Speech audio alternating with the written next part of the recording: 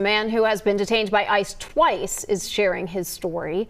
These court documents are from one of those arrests. They say that ICE was trying to find someone and they thought Mohammed Jama was that person. When they tried to pull him over in St. Cloud, Jama, who was uncertain if who was trying to pull him over, had sped off. ICE agents say before he crashed his car, he ran into one of the squads that boxed him in. It's like humiliation. The beginning of the humiliation is in the vehicle. We drove all the way to the Whipple building. Jama says that he was eventually released, only to be arrested again days later by ICE on charges of impeding federal agents while using a dangerous weapon, that weapon referring to his vehicle. Jama's next hearing is next week, and we're still waiting to hear back from ICE. From St. Cloud to Northfield, other communities are dealing with unrest in the wake of ICE activity. In Northfield, people say federal agents are going door to door, asking business owners for paperwork on their workers. And the mayor says they're seeing more and more agents almost every day.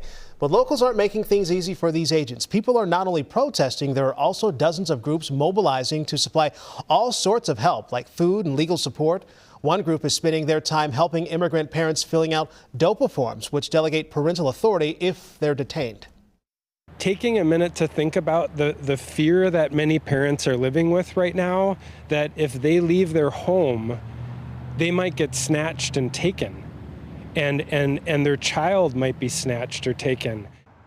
It's not clear how many Northfield residents have been detained. According to the mayor, of the 20,000 people who live there, about 12% are Latino.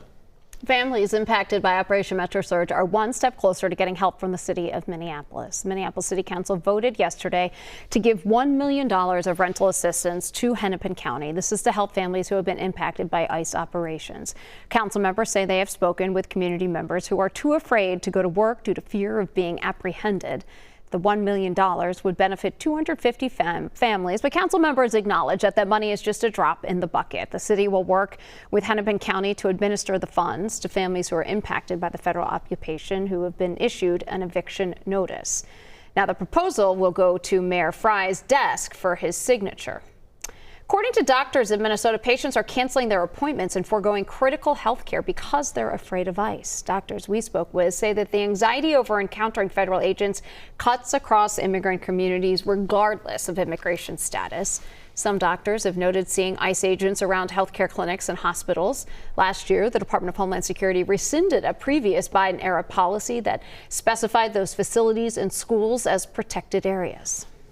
I've had patients look out the window, point outside and say, hey, we can't leave right now. It doesn't really feel safe, and point at ICE agent vehicles clearly outside of the doors. So absolutely, I think that is a justified fear. Doctors tell WCCO that they are worried racial health disparities will only widen because of these fears. The Department of Homeland Security sent us a statement saying it does not conduct enforcement at hospitals, period.